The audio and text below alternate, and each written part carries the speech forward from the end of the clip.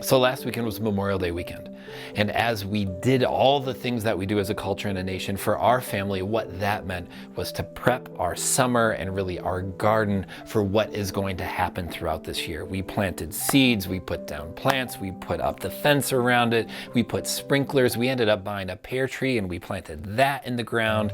And it was really rewarding to sit at the end of that. And it also created this moment of ironic tension.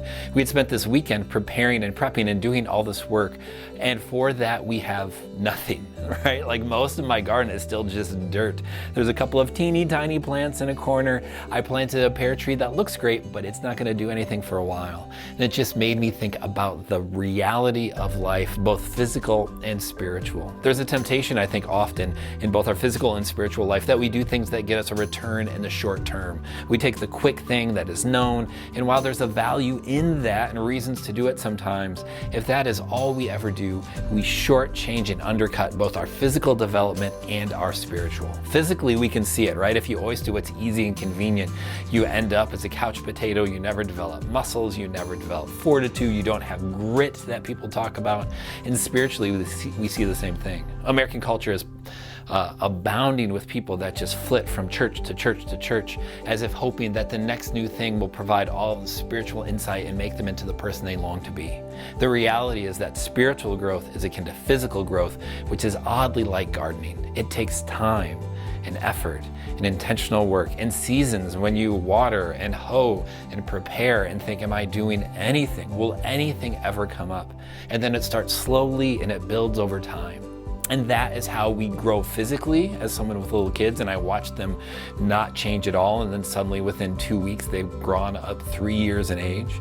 And it's what we see happen spiritually as well. We learn disciplines and rhythms and habits in order to become like the people that God longs for us to be. Nothing seems to happen, and then often overnight things shift, and then suddenly we're off to the races in a whole different category and field.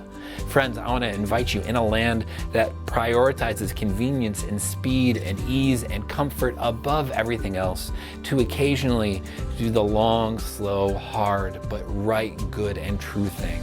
To develop and lean into what it means to be shaped into a person of the character of Christ, someone who is like God in his approach towards the world and others, not to just take the quick and easy fix, but to plant trees that will really benefit your children and grandchildren, whether that's physically or spiritually. We will never find a rewarding life if all we're doing is shortcuts and quick fixes.